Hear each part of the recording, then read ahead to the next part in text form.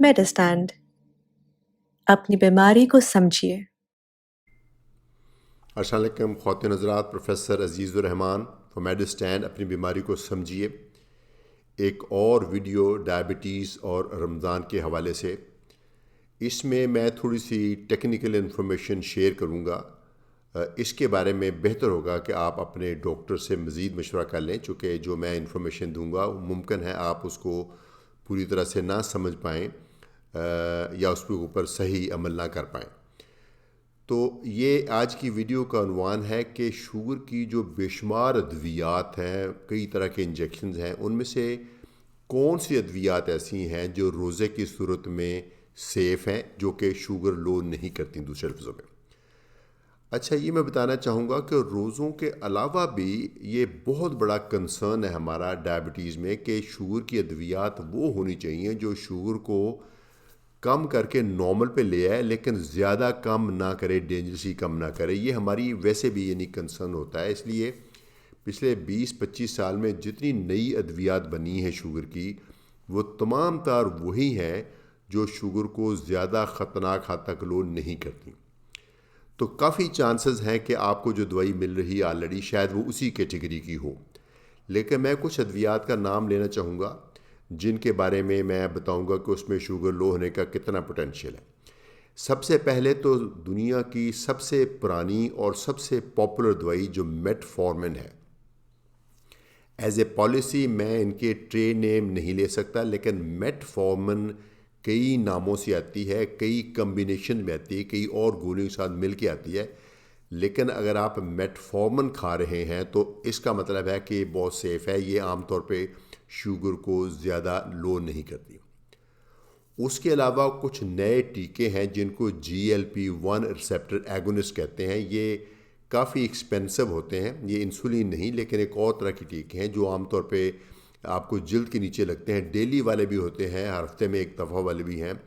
अगर आप ये ले रहे हैं तो इससे भी शुगर ज़्यादा लो नहीं होती, बल्कि ये आपकी रोज़ों में जो बहुत ज़्यादा भूख है उसको कम करती है। तो ये शुगर आपके रोज़े रखने में ना सिर्फ रुकावट नहीं बनेंगे ये टीके, बल्कि ये आपके रोज़े रखने में एक सहूलत पैदा करेंगे।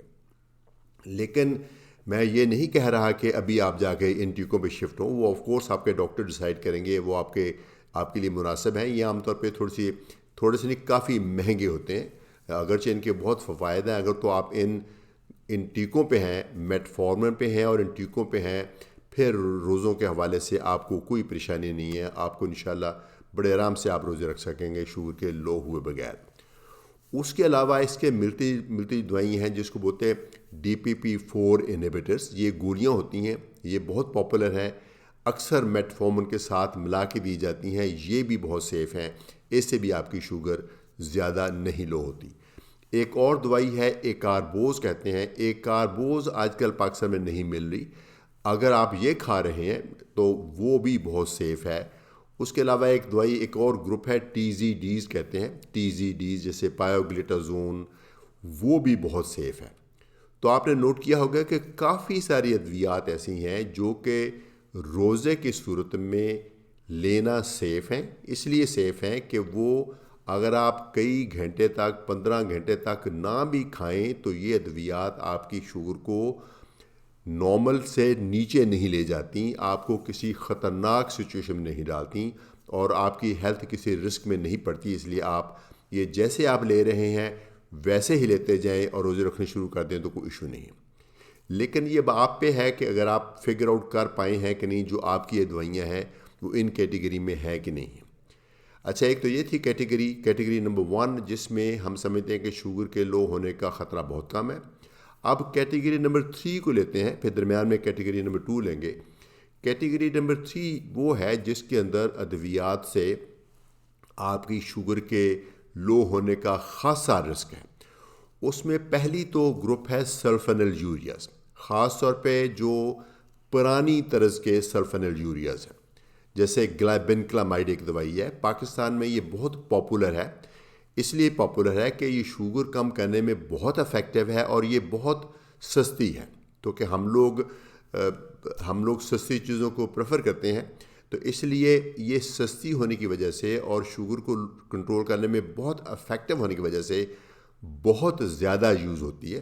لیکن اس کے ساتھ تھوڑا سا مسئلہ یہ ہے کہ اگر آپ نے گولی کھائی ہوئی ہے اور آپ نے کئی گھنٹے تک کھانا نہیں کھایا, کچھ پیا نہیں, تو آپ کی شوگر ڈینجرسلی لو ہو سکتی ہے. اگر آپ اس دوائی کے اوپر ہیں تو آپ کو چاہیے کہ آپ اپنے ڈاکٹر سے ملیں, خاص طور پہ اگر آپ کو بیک گراؤنڈ میں جگر کی یا گردوں کی تکلیف ہے, چونکہ یہ گولی جگر اور گردے کی تکلیف کی پریزنس میں زیادہ شوگر لو کر سکتی ہے. نارمل دنوں میں تو جب آپ کی شوگر لو اتنی ہوتی نہیں, چونکہ اب آپ جب شوگر لو ہونے کا وقت ہوتا ہے وہی آپ کا کھانے کا وقت آ جاتا ہے, آپ کچھ کھا لیتے ہیں. لیکن روزوں میں یہی دوائی جو ادروائز آپ کو پہلے سوٹ کر رہی تھی اب وہ آپ کو شاید نہ سوٹ کرے. اسی فیملی کی کچھ نئی دوائیاں ہیں, گلکلازائڈ ہے, گلیمیپرائڈ ہے, وہ نسبتاً سیف ہے, لیکن میں سمجھتا ہوں کہ وہ ادویات بھی روزوں کی صورت میں نہ کھائی جائیں تو اچھا ہے. تو یہ ہے. اور اس کے علاوہ جو انسولینز ہیں, انسولین 2-3 طرح کی ہوتی ہیں. انسولین وہ جو شارٹ ایکٹنگ انسولین ہے جو تیزی سے نیچے کم کرتی ہیں, ان کے کئی آگے نام ہے, ہیومن انسولین ہے, کئی طرح کے نام ہیں ان میں سے کچھ ہیں وہ جو جن کو ہم کہتے ہیں ریگولر انسولین, کچھ کو کہتے ہیں فاسٹ ایکٹنگ انسولینز. وہ اگر آپ سحری کے وقت لیں گے تو تھوڑا سا خطرہ ہے کہ آپ کی شوگر لو ہو جائے, لیکن اس کی اپروپریٹ ایڈجسٹمنٹ کے ساتھ آپ کی شوگر کے لو ہونے کا خطرہ ٹالا جا سکتا ہے. اس لیے آپ اپنی روٹین کی ڈوز نہ لیں, اپنے ڈاکٹر سے مشورہ کریں کہ ان انسولین کے بارے میں کیا کرنا ہے. اب ہے ہماری تیسری کیٹیگری جس میں ہے درمیانہ سا رسک ہے. یعنی ایک طرف تو ہم نے دیکھا ہے کہ کوئی رسک نہیں ہے, دوسرا جس میں زیادہ رسک ہے, درمیان میں کیٹیگری آتی ہے جس میں ماڈریٹ رسک ہے, جو لانگ ایکٹنگ انسولینز ہیں, یعنی جس کو بیزل انسولین بولتے ہیں, جو دن میں ایک وقت انسولین لگتی ہے. چونکہ اس کا اثر رہتا تو سارا دن ہے, لیکن وہ شوگر کو بہت نیچے نہیں لاتی ہیں, وہ ایسے فلیٹ سی کرو بناتی ہیں.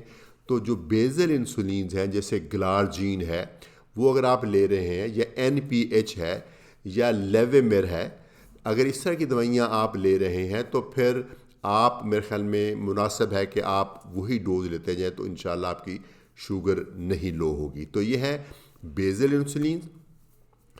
تو اس کے علاوہ کئی گولیاں ہیں, مثلا اس کی ایک نئی دوائی ہے SGLT2 انہیبیٹرز. یہ بھی بہت پاپولر دوائیاں ہیں, خاص طور پہ ہم ان کو دیتے ہیں جن کی وزن زیادہ ہے یا جن کو شوگر کے ساتھ گردے افیکٹڈ ہیں, ان میں یہ, اور یہ ہارٹ کا مسئلہ, ان میں بڑی مفید ہے. اس سے بھی میں سمجھتا ہوں کہ تھوڑی سی شوگر آپ کی نیچے آ سکتی ہے اور اس میں پانی کی کمی آ سکتی ہے, تو اس کی ایڈجسٹمنٹ بھی ضروری ہے. اس میں خالی یہ ایڈجسٹمنٹ کافی ہے کہ یہ اگر آپ دوائی نارملی آپ ناشتے پہ لیتے ہیں تو روزوں میں یہی آپ دوائی اپنی افطاری پہ لے جائیں. تو انسولینز کو ہم تھوڑا سا ایڈجسٹ کر دیتے ہوتے ہیں کہ ایک سمپل سا فارمولا یہ ہے, اگر آپ جو مکسڈ انسولینز ہیں وہ لے رہے ہیں, جو سب سے پاپولر انسولینز ہیں پاکستان میں, وہ شارٹ ایکٹنگ اور لانگ ایکٹنگ کی کمبینیشن ہوتی ہے, صبح شام لگانے والی. اگر آپ وہ لے رہے ہیں تو اس کا سمپل سا فارمولا یہ ہے کہ عام طور پہ وہ ہم صبح زیادہ دیتے ہیں, رات کو کم دیتے ہیں نارملی. یعنی سپوز آپ کو مل رہی ہے 30 یونٹ صبح مل رہی ہے, 20 یونٹ شام کو مل رہی ہے, ٹھیک ہے, نارمل دنوں میں. تو روزوں میں آپ جو شام والی 20 ہے وہ سحری پہ لے لیں, اور جو صبح والی ہے انسولین اس کی آدھی, یعنی 30 کی آدھی آپ رات کو افطاری پہ لے لیں. بیسٹ یہ ہوگا, اس میں فائن ایڈجسٹمنٹ کر لیں, وہ آپ کے ڈاکٹر کر سکتے ہیں. لیکن اگر آپ ڈاکٹر سے نہیں مل سکتے تو یہ آپ فارمولا کر کے آپ اپنی شوگر کو کنٹرول بھی کر سکتے ہیں, اور انشاءاللہ آپ کو روزوں میں کسی طرح کی لو ہونے کا خطرہ بھی نہیں ہوگا.